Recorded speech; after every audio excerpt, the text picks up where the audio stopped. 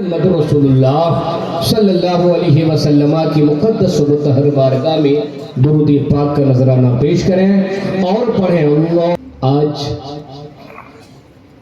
کے جلسے کا جو نام ہے،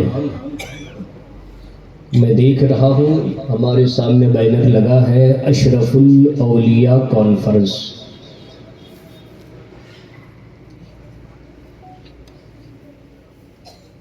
اسی عنوان اور اسی ٹاپک کے حوالے سے میں نے قرآن مقدس کی آیت کریمہ کی تلاوت کا شرف حاصل کیا۔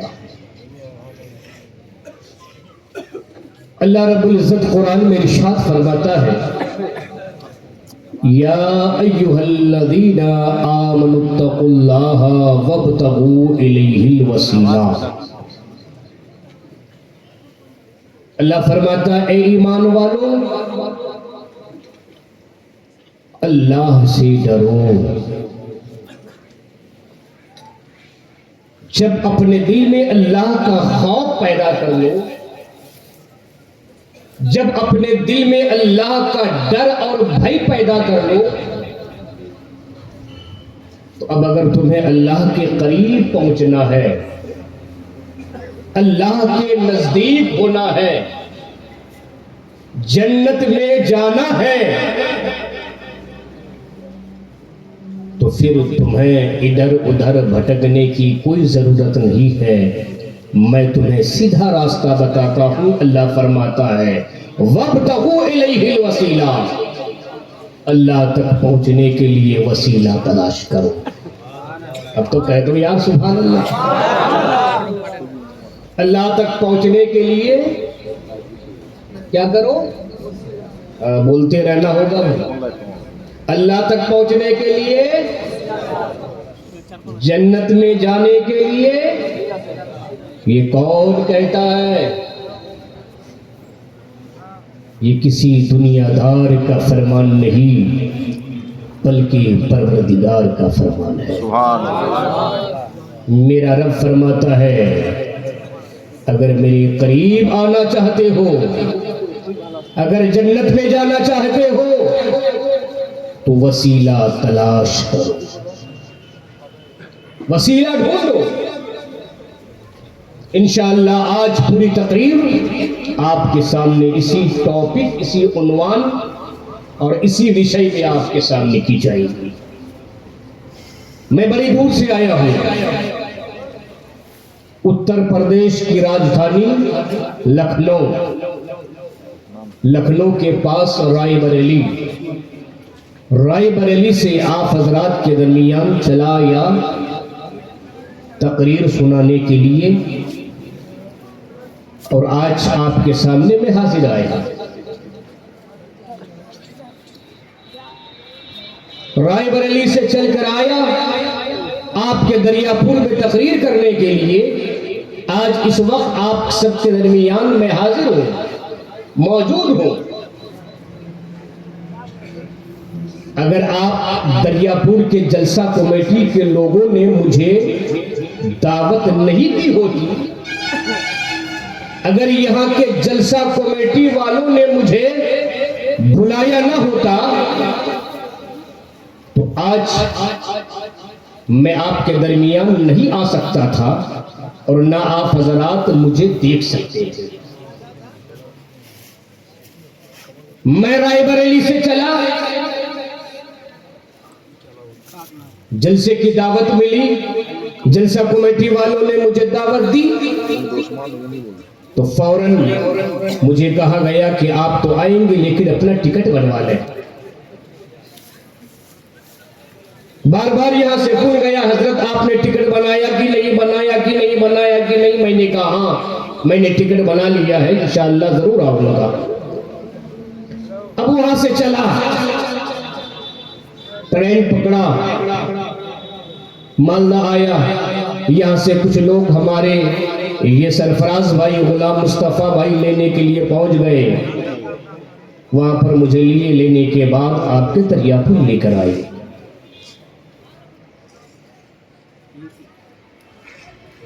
آج آپ کے درمیان جو میں آیا تقریر کرنے کے لیے، تو یہاں پر میرے آنے کے لیے دو وسیلوں کی ضرورت پڑی. پہلا وسیلہ تو وہ جو آپ نے مجھے دعوت دی. اگر آپ مجھے دعوت نہیں دیتے تو میں آپ کے درمیان تقریر کرنے نہیں آتا، نہ آج آپ مجھے دیکھ پاتے نہ میں آپ کو دیکھ پاتا. دوسرا وسیلہ وہ کہ میں لکھنؤ سے چلا ٹرین پکڑ کر کے، اگر لکھنؤ میں ٹرین میں نہ بیٹھتا تو پھر میں آپ کے دریا پور میں آج آ نہیں پاتا. ٹرین کی میں نے مدد لی، ٹرین کا سہارا لیا، ٹرین کا وسیلہ پکڑا تو اس ٹرین نے مجھے مالدہ میں لا کر کے پہنچا دیا. اس ٹرین نے مجھے مالدہ میں لا کر پہنچا دیا. اور یہ میرا ہی حال نہیں بلکہ آپ سب کا بھی حال ہے. آپ جب اپنے مالدہ ضلع سے آپ دلی جاتے ہو یا بمبئی جاتے ہو یا کلکتہ جاتے ہو یا گوہاٹی جاتے ہو یا ہندوستان کے کسی کونے میں جاتے ہو تو آپ اڑ کر کے نہیں جا سکتے، بلکہ آپ کو جانے کے لیے مالدہ پہنچنا پڑتا ہے، ٹرین میں بیٹھنا پڑتا ہے. پھر آپ اس ٹرین کے وسیلے سے، اس کے سہارے سے، اس کی مدد سے کبھی آپ دلی پہنچتے ہیں، کبھی آپ بمبئی پہنچتے ہیں، کبھی آپ کلکتہ پہنچتے ہیں، کبھی آپ گوہاٹی پہنچتے ہیں. اور جو بدیش جاتے ہیں انہیں کلکتہ جانا پڑتا ہے، فلائٹ کا سہارا لینا پڑتا ہے، فلائٹ کے وسیلے سے وہ دیش بدیش جاتا ہے. اے دریا پور کے مسلمانوں، پتا چلا کہ ایک انسان کو ایک جگہ سے دوسری جگہ آنے اور جانے کے لیے کسی نہ کسی کے سہارا کی ضرورت پڑتی ہے، کسی نہ کسی کے مدد کی ضرورت پڑتی ہے، کسی نہ کسی کے وسیلے کی ضرورت پڑتی ہے. تو ایک دریا پور کے اولیاء کرام کے ماننے والے خوش عقیدہ مسلمانوں، یہی سے ذہن ملا، یہی سے مزاج ملا، یہی سے سبق ملا کہ جب ہمیں دنیا میں ایک مقام سے دوسرے مقام تک آنے اور جانے کے لیے کسی نہ کسی کے وسیلے کی ضرورت ہے، کسی نہ کسی کے سہارا کی ضرورت پڑتی ہے، کسی نہ کسی کے وسیلے کی ضرورت پڑتی ہے. تو اے دریا پور کے خوش عقیدہ سنی مسلمانوں، اشرف الاولیاء سے محبت کرنے والوں، تاج الاولیاء کے دیوانوں، یہی سے ذہن ملا، یہی سے مزاج ملا، یہی سے پیغام ملا کہ جب ہمیں دنیا میں ایک جگہ سے دوسری جگہ آنے اور جانے کے لیے، ایک منزل سے دوسری منزل تک پہنچنے کے لیے وسیلہ کی ضرورت ہے، تو پھر ہمیں جنت میں بھی جانے کے لیے کسی نہ کسی کے وسیلے کی ضرورت ہے. سبحان اللہ. نعرہ تکبیر، نعرہ تکبیر، نعرہ رسالت، نعرہ رسالت، نعرہ حیدری، نعرہ حیدری. مولانا کلام الدین صاحب، مولانا کلام الدین صاحب، نعرہ تکبیر. جب ہم دنیا میں کسی کی مدد کے بغیر، کسی کے سہارا کے بغیر، کسی کے وسیلے کے بغیر ایک جگہ سے دوسری جگہ آ نہیں سکتے، جا نہیں سکتے، تو جنت جو سب سے بڑی چیز ہے، جو منزل مقصود ہے، جن کے لیے ہم پوری دنیا میں عبادت کرتے ہیں، ریاضت کرتے ہیں، نمازیں پڑھتے ہیں، روزے رکھتے ہیں، حج و زکات ادا کرتے ہیں، وہاں بھی ہم کسی وسیلے کے بغیر نہیں پہنچ سکتے، بغیر وسیلے کے نہیں جا سکتے. دریا پور کے ولیوں کے ماننے والے خوش عقیدہ سنی مسلمانوں، بے شک ہر سنی مسلمان، ہر خوش عقیدہ مسلمان جنت میں جائے گا، لیکن مفت میں نہیں جائے گا. ہر سنی مسلمان جنت میں پہنچے گا، لیکن ایسے نہیں پہنچے گا، بلکہ کسی نہ کسی کے وسیلے سے پہنچے گا. تو جس کا چاہنے والا ہے وہ ان کے وسیلے سے پہنچے گا، جو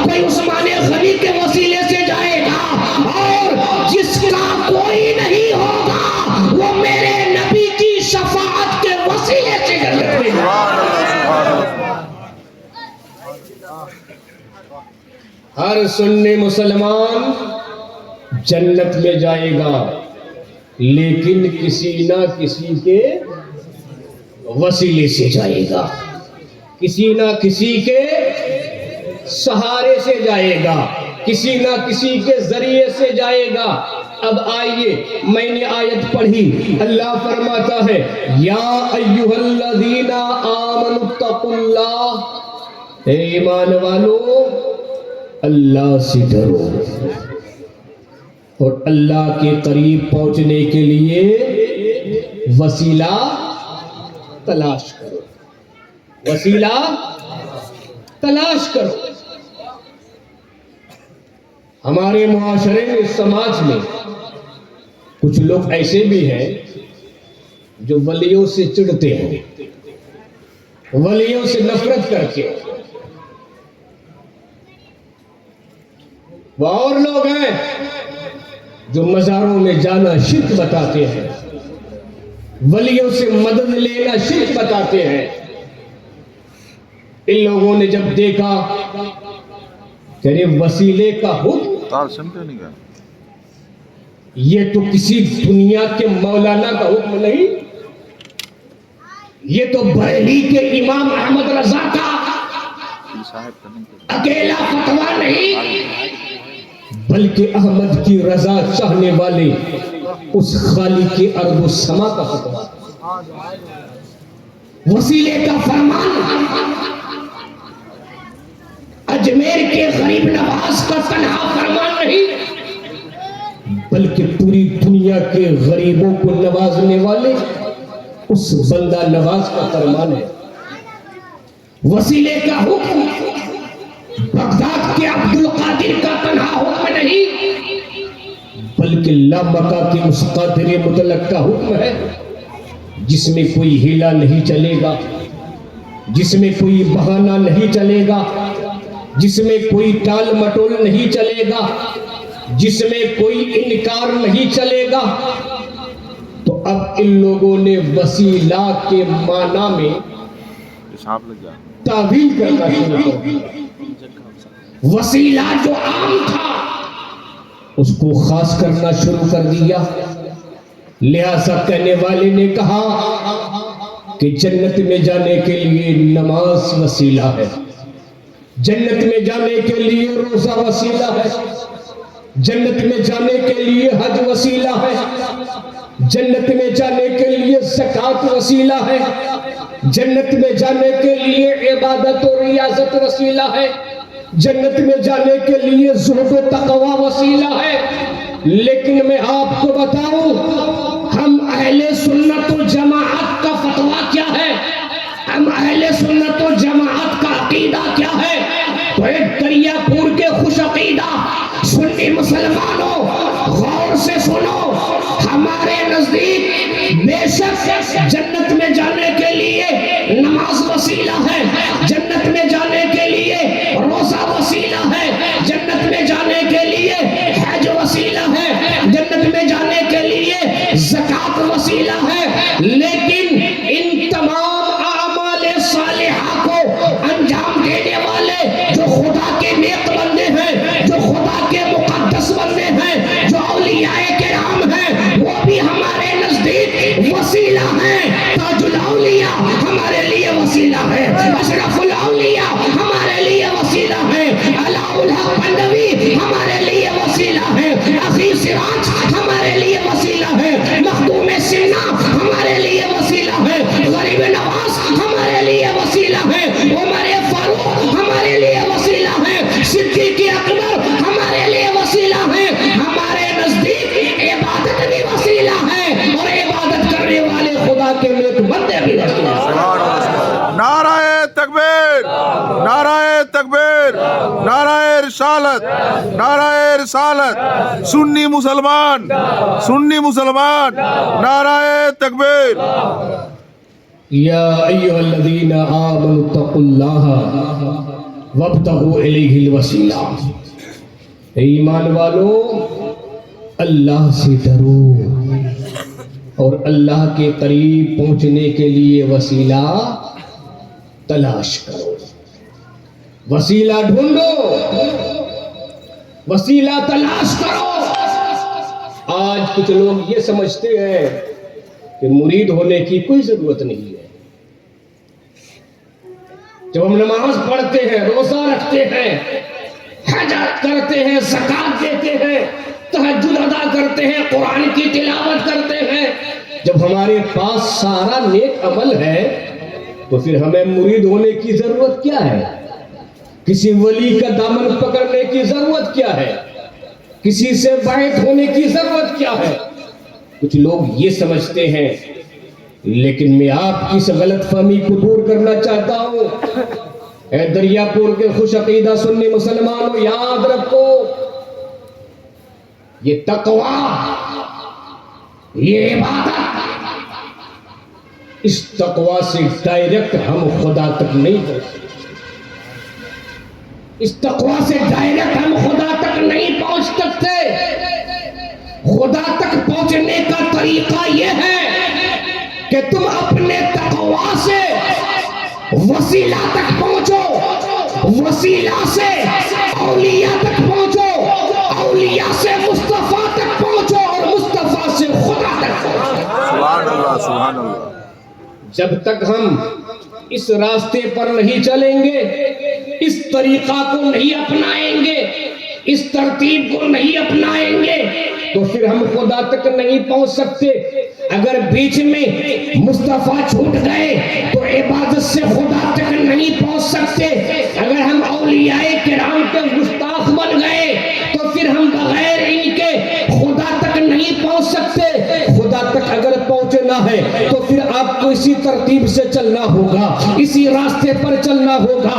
آپ اگر یہ چاہیں کہ اپنے گھر میں جو آپ نے زینہ بنایا ہے، جو سیڑھی بنائی ہے، اس سیڑھی کے پہلے اسٹیپ پر قدم رکھ دیا اور آپ یہ سوچیں اگر کہ ہم چھت تک پہنچ جائیں گے، ہرگز نہیں پہنچ سکتے. چھت تک پہنچنے کے لیے آپ کو دوسرے اسٹیپ میں اپنا قدم رکھنا پڑے گا، پھر تیسرے اسٹیپ میں اپنا قدم رکھنا پڑے گا. اسی طریقے سے جتنے اسٹیپ ہیں سب میں آپ قدم رکھتے جاؤ گے، خود بخود آگے بڑھتے جاؤ گے، قدم رکھتے جاؤ گے، آگے بڑھتے جاؤ گے، قدم رکھتے جاؤ گے، آگے بڑھتے جاؤ گے، جہاں تک کہ آپ چھت تک پہنچ جاؤ گے. اے مسلمانوں، بلا تشبیہ و تمثیل، اسی طریقے سے جنت میں پہنچنے کا بھی یہی راستہ ہے کہ ہم اگر جنت تک پہنچنا چاہتے ہیں، خدا تک پہنچنا چاہتے ہیں، تو ہمیں عبادت بھی کرنی ہوگی، ریاضت بھی کرنی ہوگی، نماز بھی پڑھنا ہوگا، روزہ بھی رکھنا ہوگا،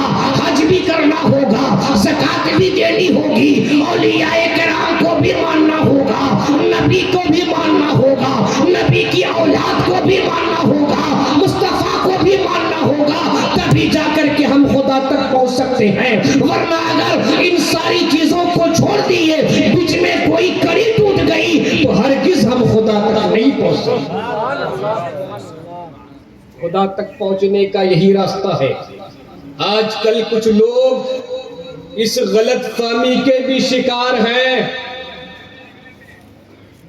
کہ صرف پیر کو مانو، نماز مت پڑھو. پیر کو مانتے جاؤ، نماز پڑھنے کی کوئی ضرورت نہیں ہے. پیر صاحب آ جائے، ٹوپی لگا کر کے پہنچ جاؤ، ہاتھ چوم لو، کھانا کھلا دو، نذرانہ دے دو، نماز پڑھنے کی کوئی ضرورت نہیں ہے.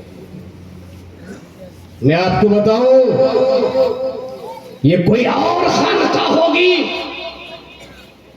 یہ کوئی اور جگہ ہوگی جہاں پر اس طرح کا ذہن دیا جاتا ہے، اس طرح کا مزاج دیا جاتا ہے. لیکن ہمارا سلسلہ اشرفیہ وہ سلسلہ ہے کہ جس میں پہلے تمہیں عبادت کی تعلیم دی جاتی ہے، اس کے بعد تمہیں پھر بیعت کا حکم دیا جاتا ہے. جب حضور تاج الاولیاء بیعت کرتے ہیں، جب مرید کرتے ہیں، تو پہلے یہی تعلیم دیتے ہیں کہ بیٹا نماز کی پابندی کرنا، شریعت کے مطابق عمل کرنا. اور وہ تو ہے ہی ہے. یہاں تک کی بات ہے کہ آج تک حضور تاج الاولیاء کا کوئی بھی ایسا جلسہ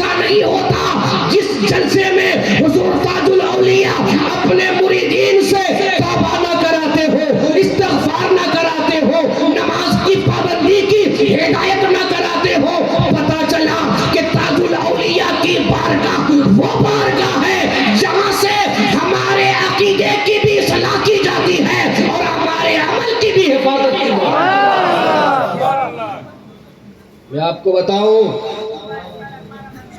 آپ نماز پڑھیے، بغیر نماز کے آپ جنت میں نہیں جا سکتے۔ پہلے آپ کو نماز ادا کرنا ہوگا، روزہ رکھنا ہوگا، حج و زکات ادا کرنی ہوگی، تبھی آپ جا کر کے کسی پیر کے سچے مرید ہیں۔ سچے مرید آپ اسی وقت ہیں، ان سے سچی محبت اسی وقت آپ کو مانی جائے گی جبکہ آپ نماز ادا کریں گے۔ کیا آپ نہیں دیکھتے ہیں کہ آپ ولیوں کے آستانوں پہ جو جاتے ہیں، کیا آپ نہیں دیکھتے ہیں کہ ہر ولی کے مزار کے قریب کوئی نہ کوئی مسجد آپ کو ضرور نظر آئے گی؟ سبحان اللہ۔ ہر ولی کے مزار کے قریب آپ کو کوئی نہ کوئی مسجد ضرور نظر آئے گی۔ آپ ہمیں دکھا دیجئے کسی ولی کا آستانہ جو مشہور آستانہ ہو اور ان کے مزار کے قریب مسجد نہ ہو، ان کے آستانے کے قریب مسجد نہ ہو۔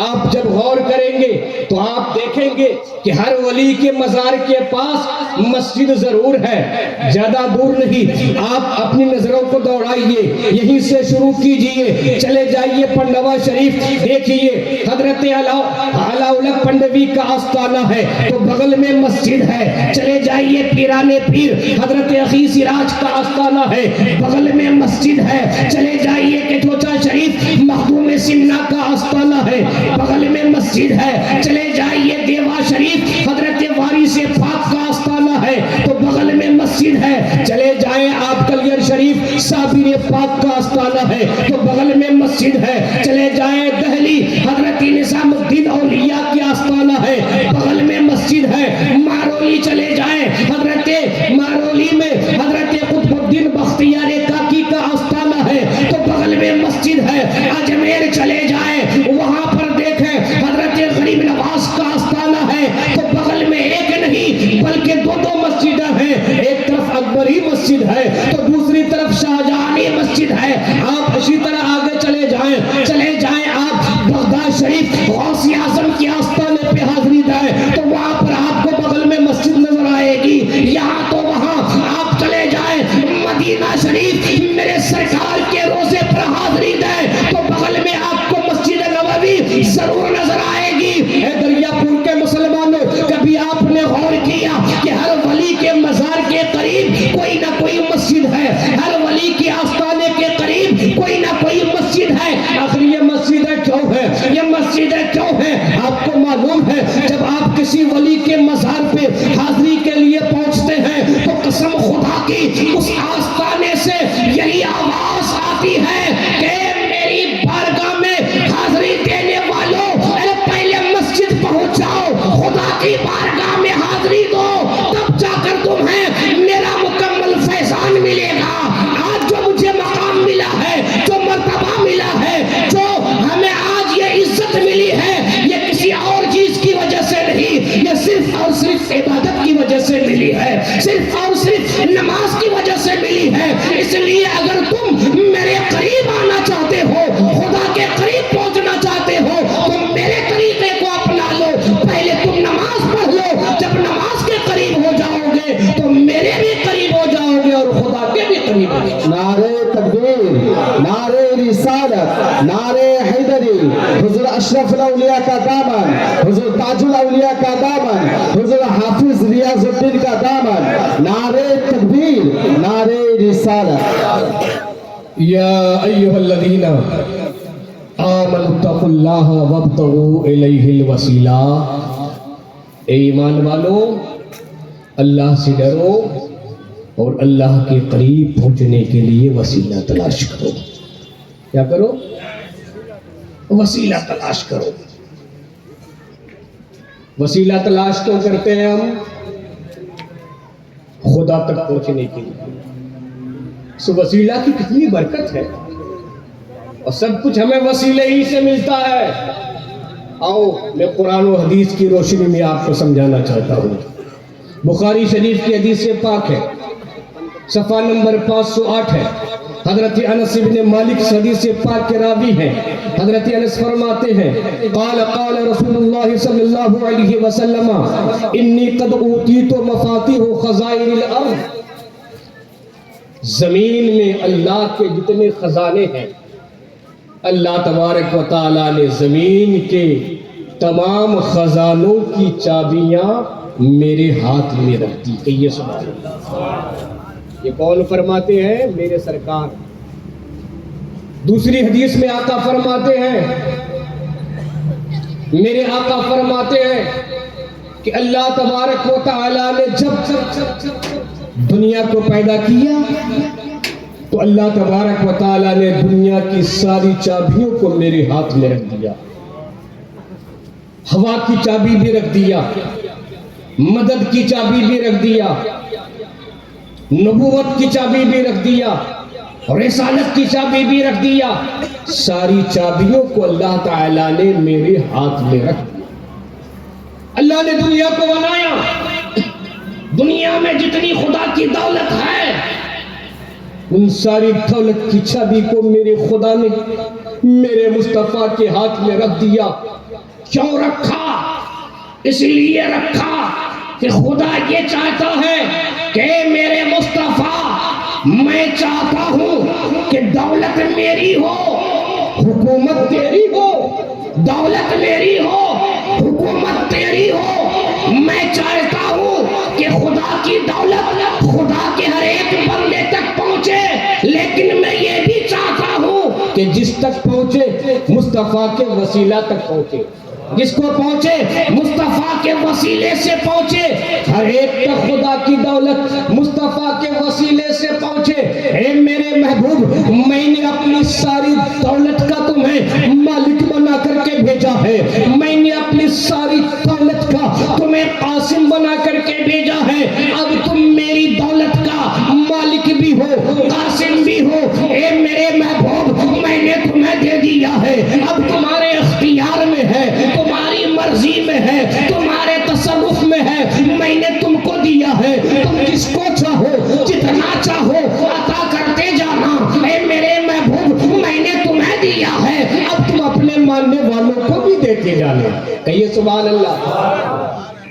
اللہ نے خدا نے اپنی دولت مصطفیٰ کو دیا, اس لیے دیا کہ مصطفیٰ خدا کی دولت بانٹے, لوگوں تک خدا کی دولت پہنچے, ہر ایک تک خدا کی دولت پہنچے, لیکن مصطفیٰ کے وسیلے سے پہنچے.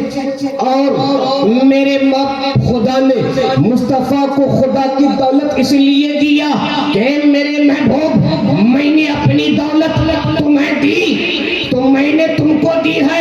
اب تمہارا عالم یہ ہے کہ تم صدیق اکبر کو دو گے, میں نے تمہیں دیا ہے. تم عمر فاروق کو دو گے, میں نے تمہیں دیا ہے. تم مولا علی کو دو گے, میں نے تمہیں دیا ہے. تم عثمان غنی کو دو گے, میں نے تمہیں دیا ہے. تم امام حسین کو دو گے, میں نے تمہیں دیا ہے. تم حسن مصطفیٰ کو دو گے, میں نے تمہیں دیا ہے. تم بلال حبشی کو دو گے, میں نے تمہیں دیا ہے. تم طلحہ و زبیر کو دو گے, میں نے تمہیں دیا ہے. تم بلال حبشی کو دو گے. اور جب خدا کی دولت تمہارے ہاتھ سے ان تک پہنچے گی تو یہ بھی خدا کی دولت کو بانٹیں گے. صدیق اکبر خدا کی دولت کو بانٹیں گے, عمر فاروق خدا کی دولت کو بانٹیں گے, عثمان غنی خدا کی دولت کو بانٹیں گے, مولا علی خدا کی دولت کو بانٹیں گے. اسی طریقے سے خدا کی دولت خدا کے پاس سے مصطفیٰ تک پہنچی. مصطفیٰ کے وسیلے سے یہ مصطفیٰ کے وسیلے سے صحابہ تک پہنچی, صحابہ کے وسیلے سے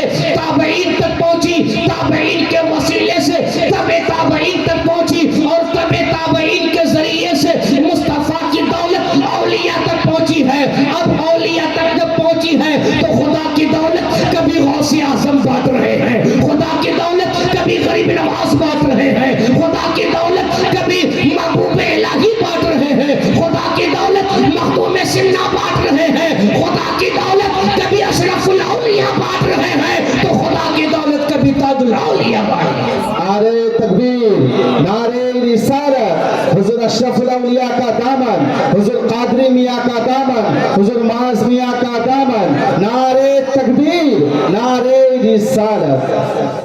سبحان اللہ سبحان اللہ۔ ہم اولیاء کرام کی بارگاہوں میں اس لیے جاتے ہیں، ہم ولیوں سے اس لیے جڑے ہیں کہ یہ ہمیں خدا کی دولت دیتے ہیں اور ہم ان کے ہاتھوں سے لیتے ہیں، یہ ہمیں دیتے ہیں، ہم ان کے ہاتھ سے لیتے ہیں۔ دولت خدا ہی کی ہے، دینے والا خدا ہی ہے، لیکن ہم ان کے ہاتھوں سے لیتے ہیں، اور یہ لینے اور دینے کا سلسلہ جس طرح پہلے چلا تھا آج بھی چل رہا ہے، صبح قیامت تک چلتا رہے گا۔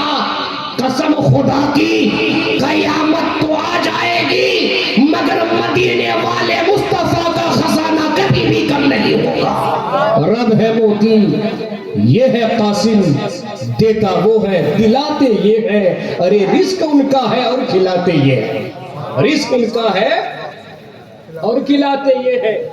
آج آپ دیکھیں کہ آل رسول جو ہے، جو نبی کی اولاد ہے، وہ خدا کی دولت کو کس طریقے سے بانٹ رہے ہیں۔ میں آپ کو بتاؤں،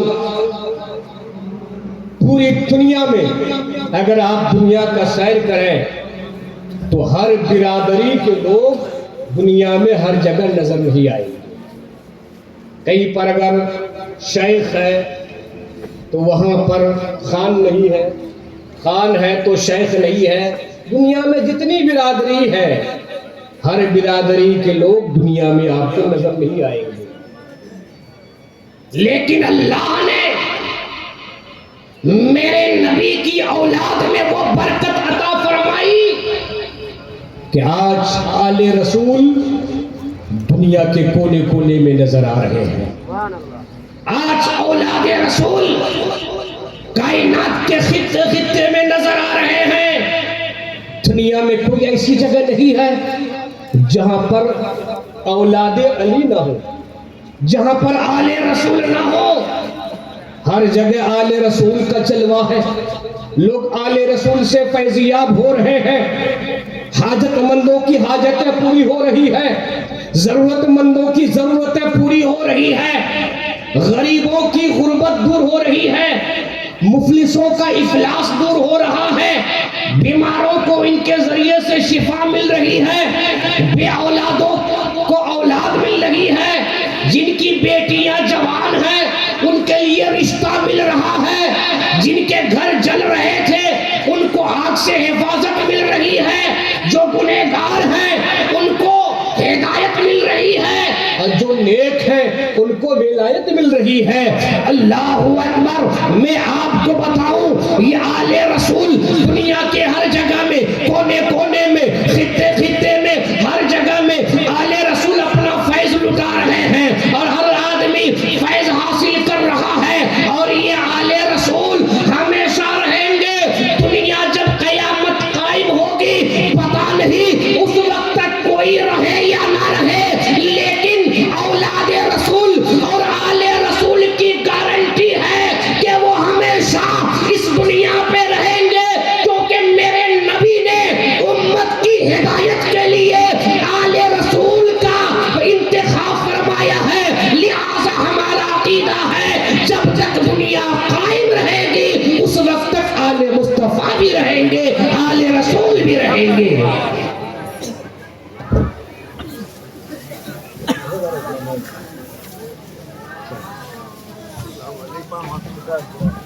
ایک اللہ کی کتاب اور دوسری چیز وہ آل رسول ہے۔ انہی دونوں کے وسیلے سے، انہی دونوں کی برکت سے آج یہ دنیا قائم ہے اور ساری چیزیں دنیا کا نظام کے برقرار ہے۔ محترم سامعین، میں کہہ رہا تھا کہ آل رسول ہمیں بہت کچھ دیتا ہے، ہم ان کو، آل رسول کو، اولیاء کرام کو ہمیشہ وسیلہ بنا کے رکھیں، ان کے دامن کو مضبوطی کے ساتھ تھامے رہیں، ہم ان سے التجائیں کریں، ان کو وسیلہ بنا کر دعائیں کریں، جب ہم آل رسول کو وسیلہ بنائیں گے تو اللہ تبارک و تعالیٰ آل رسول کے وسیلے سے ہماری دعاؤں کو ضرور قبول فرمائے گا۔ اللہ کی دولت ہمیں مل رہی ہے، لیکن اولیاء کرام کا اس میں وسیلہ یہ بہت بڑا پوائنٹ ہے، بہت بڑی چیز ہے۔ دو اولاد رسول موجود ہیں، مجھے یاد آتا ہے مدینہ شریف کا وہ منظر، مدینہ شریف کا وہ منظر مجھے یاد آتا ہے جب مدینہ شریف کے راستے سے ایک آل رسول گزر رہے تھے، ایک آل رسول گزر رہے تھے، ایک علی کی اولاد کا گزر ہو رہا تھا۔ الحمدللہ آل رسول کا انداز بتاتا ہے، آل رسول کا چلنا بتاتا ہے کہ یہ آل رسول ہے، آل رسول کا دیکھنا بتاتا ہے کہ یہ آل رسول ہے، آل رسول کا گفتار بتاتا ہے کہ یہ آل رسول ہے، آل رسول کی ہر چیز، ہر ادائیں بتاتی ہے کہ یہ دنیا کا کوئی عام انسان نہیں، بلکہ یہ تو اولاد علی ہیں، یہ تو اولاد فاطمہ ہے، یہ تو نبی کی اولاد ہے۔ اسی طریقے سے مدینہ شریف کی سرزمین پر ایک آل رسول گزر رہے تھے، گزرنے کا انداز تو دیکھو، آنکھوں میں آنسو ہے، لبوں پہ درود ہے، نگاہیں نیچے کیے ہوئے بڑے ادب کے ساتھ چل رہے ہیں، اس طرح چل رہے ہیں کہ زمین کو بھی احساس نہیں ہو رہا ہے کہ میرے اوپر کوئی چلنے والا چل رہا ہے۔ اللہ اکبر، دائیں بائیں کے لوگوں کو بھی احساس نہیں ہو رہا ہے کہ یہاں پر کوئی جانے والا جا رہا ہے۔ آج ہم چلتے ہیں، آپ چلتے ہیں، پتہ نہیں جب چلتے ہیں ہم چلتے کہیں اور ہیں، نظریں ہماری کہیں اور ہوتی ہیں، قدم کہیں اور ہوتا ہے، جسم اور ہمارا جو وجود وہ کہیں اور ہوتا ہے، ہماری فکر کہیں اور ہوتی ہے۔ اللہ اکبر، آج لوگوں کا چلنے کا انداز بھی عجیب و غریب ہو گیا ہے۔ اگر چلنے کا طریقہ سیکھنا ہے تو ادھر ادھر کہیں مت جاؤ، آل رسول کے ساتھ تھوڑی دیر چل لو، آل رسول کی بارگاہ میں تھوڑی دیر بیٹھ لو، تمہیں چلنا آ جائے گا، تمہیں کھانے کا سلیقہ آ جائے گا، بولنے کی تمیز آ جائے گی، زندگی میں ایک عظیم انقلاب پیدا ہوگا۔ اللہ اکبر، آل رسول چل رہے ہیں، چلتے چلتے راستے میں ایک دوسرے بچے سے ملاقات ہو گئی، وہ بچہ بھی بڑا عجیب بچہ تھا۔ اللہ اکبر، آپ کو معلوم ہے کہ جس طریقے سے ہم لوگوں کو ایک دوسرے سے دوستی ہوتی ہے، اسی طریقے سے بچوں کو بھی بچوں سے دوستی ہوتی ہے۔ بچے جب آپس میں ملتے ہیں تو ایک دوسرے سے باتیں کرتے ہیں، ایک دوسرے سے تعارف اپنا کراتے ہیں۔ اللہ اکبر، جب آل رسول آگے بڑھے ہیں، وہ نبی کی اولاد جب آگے بڑھی ہے، اللہ اکبر، آگے بڑھتے ہیں، جب دوسرے بچے سے ملاقات ہوتی ہے، پوچھتے ہیں تم کون ہو، تم کون ہو، کہاں تمہارا گھر ہے، تمہارے باپ کا نام کیا ہے؟ اللہ اکبر، وہ بچہ جواب دیتا ہے، ارے تم مجھے پہچانتے نہیں، تم مجھے پہچانتے نہیں، ارے میں تو وہ ہوں، میں تو ان کا پوتا ہوں جن کے بارے میں، جن کی سخاوت اور دریا دلی کی مثالیں لوگ پیش کرتے ہیں، جن کی دریا دلی اور سخاوت کی مثالیں عرب میں دی جاتی ہیں، میں تو ان کا پوتا ہوں۔ اللہ اکبر، انداز تیور سے وہ آل رسول پہچان گئے اور اس سے پوچھنے لگے، اچھا تم حاتم طائی کے پوتے ہو، تم حاتم طائی کے پوتے ہو؟ اس نے کہا ہاں میں تو حاتم طائی کا پوتا ہوں، میں حاتم طائی کا پوتا ہوں۔ آل رسول نے پوچھا، اے حاتم طائی کے پوتے، بڑی اچھی بات ہے، آج تم سے ملاقات ہو گئی، آج تم سے ملاقات ہو گئی، تم حاتم طائی کے پوتے ہو۔ ہم بھی سنا کرتے ہیں کہ حاتم طائی بڑا سخی آدمی ہے، ہر ایک کو دیتا ہے، ان کے دربار میں جو بھی جاتا ہے اس کو خالی لوٹاتا نہیں ہے۔ حاتم طائی کا دربار ہمیشہ کھلا رہتا ہے۔ تمہارے دادا کی سخاوت کی بڑی شہرت سن رکھی ہے۔ اے حاتم طائی کے پوتے، ذرا یہ تو بتاؤ کہ تمہارے دادا حاتم طائی کس طریقے سے لوگوں کی مدد کرتے ہیں، کس طرح لوگوں کو خیرات بانٹتے ہیں؟ تو حاتم طائی کے پوتے نے کہا کہ سنو، میرے دادا کی ایک بہت بڑی حویلی ہے، ایک بہت بڑی حویلی ہے، اور اس حویلی کے ایک نہیں بلکہ 10 دروازے ہیں. کتنے دروازے ہیں؟ 10 دروازے ہیں. ہر روز یہ اعلان کرایا جاتا ہے لوگوں میں کہ ہے کوئی ضرورت مند، ہے کوئی محتاج، ہے کوئی حاجت مند. حاتم طائی کی حویلی کے دروازے کھل چکے ہیں. حاتم طائی کے دربار سے خیرات بٹ رہی ہے. لوگوں آؤ خیرات لے کر جاؤ. جب یہ ندا لگا دی جاتی ہے تو لوگ میرے دادا کے دربار میں، میرے دادا کی حویلی میں خیرات لینے کے لیے آتے ہیں. لوگوں کی لائن لگ جاتی ہے، قطاریں لگ جاتی ہیں.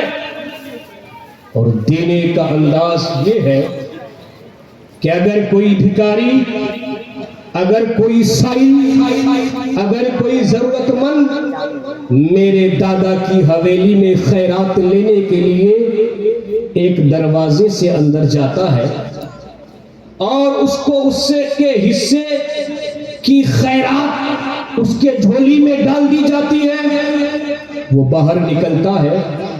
پھر وہی آدمی اگر دوسرے دروازے سے خیرات لینے کے لیے اندر پہنچتا ہے تو اس کو منع نہیں کیا جاتا ہے، اس کو روکا نہیں جاتا ہے، بلکہ دوبارہ بھی اس کی جھولی میں خیرات ڈال دی جاتی ہے.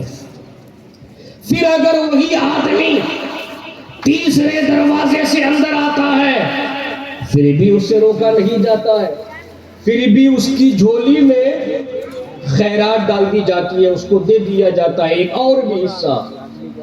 یہاں تک کہ وہی آدمی اگر اسی حویلی میں اسی وقت 10 دروازے سے 10 بار اندر آتا ہے تو ہر بار ان کو حصہ دیا جاتا ہے، ان کو خیرات دی جاتی ہے، اسے منع نہیں کیا جاتا ہے. یہ ہے میرے دادا کی سخاوت کا عالم. میرے دادا اتنے بڑے سخی ہیں کہ ایک ہی سائل کو، ایک ہی آدمی کو 10 حصے ایک مرتبہ دیتا ہے، منع نہیں کیا جاتا ہے. اللہ اکبر. جب حاتم طائی کے پوتے نے یہ کہا، اپنے دادا حاتم طائی کی سخاوت اور خیرات کا یہ منظر بیان کیا، تو قسم خدا کی اولاد علی اور آل رسول سے بھی نہیں رہا گیا. کہیے سبحان اللہ. آل رسول نبی کی اولاد، یہی سید زادے آل رسول پکار اٹھتے ہیں کہ حاتم طائی کے پوتے، ایک تیرا دادا حاتم طائی ہے جس کی حویلی بہت بڑی ہے، دروازے بھی 10 ہیں، لیکن سن ایک میرے نانا بھی ہے جناب محمد رسول اللہ، جن کے پاس کوئی بہت بڑی حویلی نہیں ہے اور نہ ان کے دروازے تمہارے دادا کی حویلی کی طرح 10 دروازے ہیں. نہیں، بلکہ ایک چھوٹا سا مکان ہے، دروازہ بھی ایک ہے. لیکن یاد رکھ، تمہارے دادا حاتم طائی کے دروازے پر جب بھی کوئی سائل، جب بھی کوئی بھکاری خیرات لینے کے لیے آتا ہے تو وہی سائل ایک مرتبہ ایک دروازے سے لینے کے بعد دوسرے دروازے سے دوبارہ اس لیے آتا ہے کہ پہلی بار اسے جو کچھ دیا جاتا ہے اس سے اس کی ضرورت پوری نہیں ہوتی ہے، اس لیے وہی آدمی پھر دوبارہ دوسرے دروازے سے اور لینے کے لیے اندر آتا ہے. پھر جب وہ سائل باہر نکلتا ہے اور تیسرے دروازے سے اندر آتا ہے تو اس لیے آتا ہے کہ دوسری بار بھی اس سے جو کچھ دیا جاتا ہے اس سے بھی اس کی ضرورت پوری نہیں ہوتی ہے. یہی تک کہ ایک سائل 10 مرتبہ اندر آ کر لیتا ہے پھر بھی اس کی ضرورت پوری نہیں ہوتی ہے. لیکن یاد رکھنا، میرے نانا مصطفیٰ جان رحمت کی سخاوت کا عالم یہ ہے کہ اگر نبی کی بارگاہ میں کوئی سائل ایک مرتبہ آ جاتا ہے اور بارگاہ مصطفیٰ سے، بارگاہ نبی سے اسے خیرات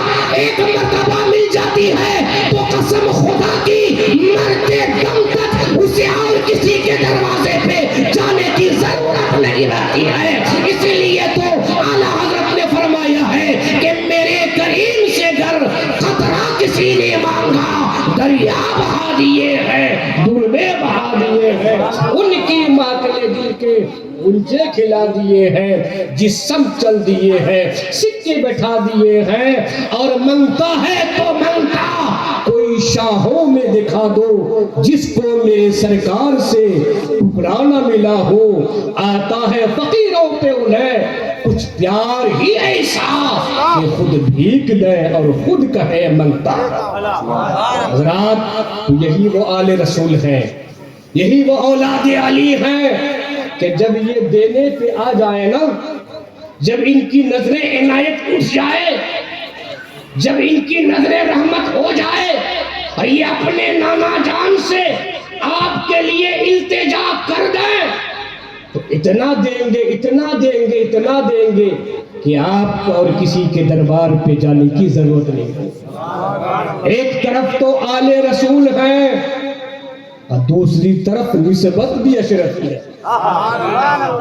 मियां, दोनों चीजें सबको नहीं मिलती है। हर आले रसूल अशरफी नहीं है, हर अशरफी आले रसूल नहीं है। हर आले रसूल अशरफी नहीं है, हर अशरफी आले रसूल नहीं है। इनके पास तो दो दो निस्बतें हैं।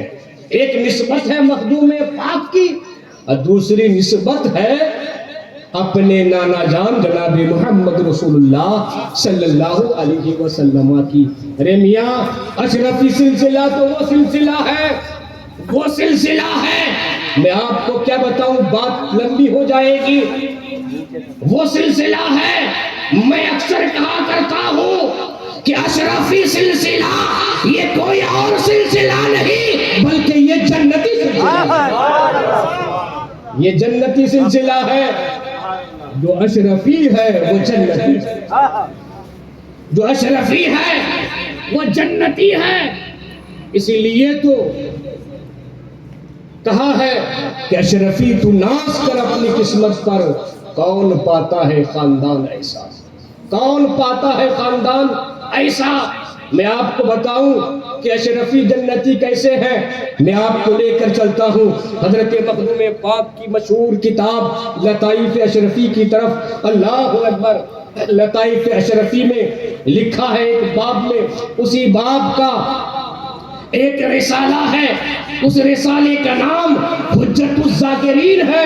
उसी हुज्जतुज़ ज़ाकिरीन में बाब बशारतुल मुरीदीन में लिखा है कि मखदूम पाक के जब आपका विसाल का वक्त करीब आया तो मखदूम पाक ने कचोचा शरीफ की सरजमीन पर अपनी कब्र खोदने का हुक्म दिया।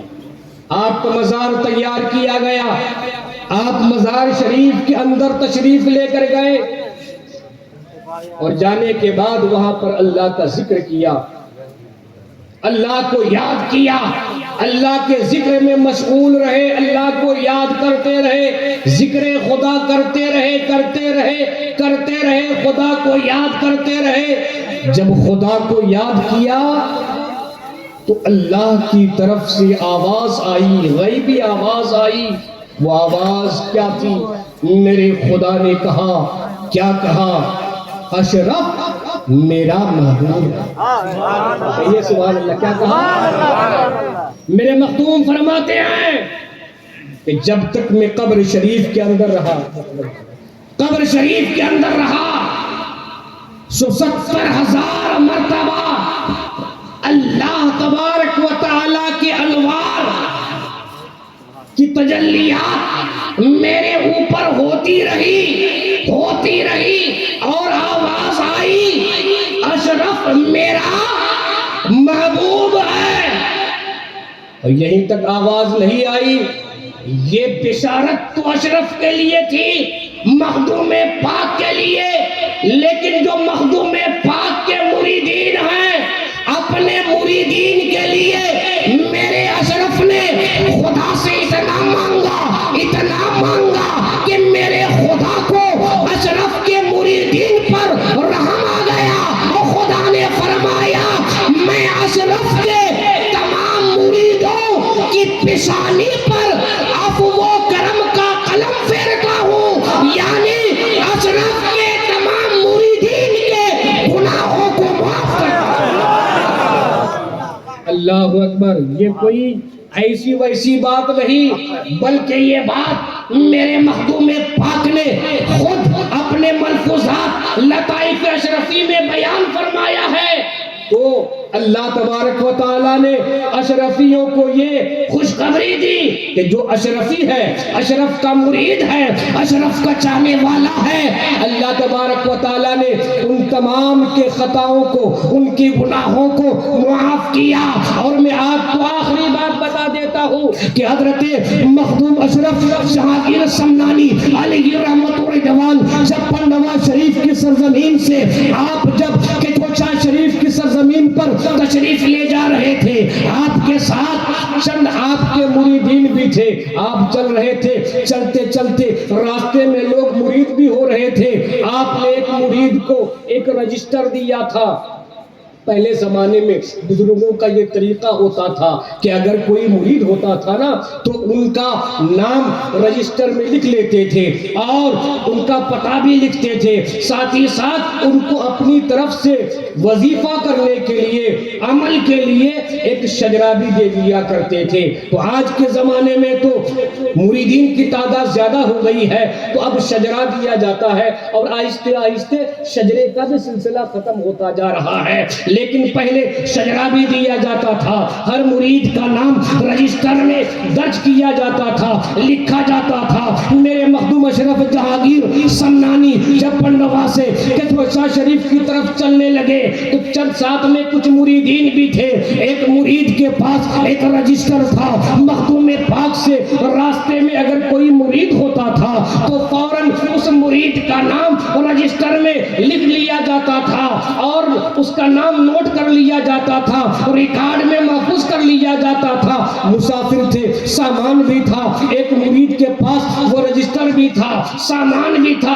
چلتے چلتے جب وہ مرید تھک گیا، ایک جگہ پر عرض کرنے لگا، اے میرے سرکار، ہم لوگ پیدل چل رہے ہیں، تھک چکے ہیں، ساتھ میں اتنا سامان بھی ہے، یہ بھاری بھرکم رجسٹر بھی ہے، میرے سرکار اب چلنا مشکل ہو گیا ہے۔ اللہ اکبر، جب مرید نے یہ عرض کیا، سرکار مخدوم اشرف جہانگیر سمنانی آپ نے دیکھا کہ اس مرید کے کندھے کے پر وہ رجسٹر تھا، آپ فوراً اس رجسٹر کو لیتے ہیں، بغل میں ایک ندی تھی، اس ندی میں آپ رجسٹر کو ڈال دیتے ہیں۔ اللہ اکبر، اب سارے مریدین حیرت میں پڑ گئے، یا اللہ، ایک ایک مرید کا نام اتنے دنوں سے بڑی حفاظت کے ساتھ لکھا جا رہا تھا اس رجسٹر میں، اور آج مجھ سے گستاخی ہو گئی۔ میں نے مخدوم پاک سے عرض کیا تو میرے مخدوم نے جلال میں آ کر اس رجسٹر کو پانی ہی میں ڈال دیا۔ اگر میں نہ کہا ہوتا تو شاید آپ جلال میں نہ آتے، رجسٹر کو پانی میں نہ ڈالتے۔ مرید سے رہا نہیں گیا، عرض کرنے لگا، حضور مجھ سے گستاخی ہو گئی ہے، میرے سرکار آپ نے اس رجسٹر کو پانی میں ڈال دیا، اب تو اس کے اوراق بھیگ رہے ہیں، اب تو جو نام اس میں لکھا گیا تھا وہ سارے نام مٹ رہے ہیں، میرے سرکار مجھ سے کیا گستاخی ہو گئی۔ اللہ اکبر، تو میرے مخدوم پاک فرماتے ہیں، اے اشرفیوں، اپنی اشرفی نسبت پر ناز کرو۔ میرے مخدوم فرماتے ہیں، اے میرے مرید، میں نے اپنے مریدین کے نام کے رجسٹر کو اس ندی میں اس لیے ڈالا ہے کہ ندی میں ان کے نام نہیں مٹ رہے ہیں، بلکہ ان کے جو گناہ ہیں وہ سارے گناہ دھل رہے ہیں، ان کے پاپ ختم ہو رہے ہیں۔ اللہ اکبر، میں ان کے گناہوں کو دھو رہا ہوں، میں ان کے گناہوں کو دھو رہا ہوں۔ اللہ اکبر، پھر مرید عرض کرتا ہے، حضور اب کیا ہوگا؟ وہ رجسٹر تو ختم ہو گیا، وہ تو پانی میں رجسٹر پا گیا، وہ رجسٹر کے اوراق بھیگ گئے، اب کسی مرید کا نام کہاں لکھا جائے گا، کیسے لکھا جائے گا؟ تو میرے مخدوم فرماتے ہیں، اے میرے مرید، ارے سن، آج کے بعد میرے کسی مرید کے نام کو رجسٹر میں لکھنے کی ضرورت نہیں ہے،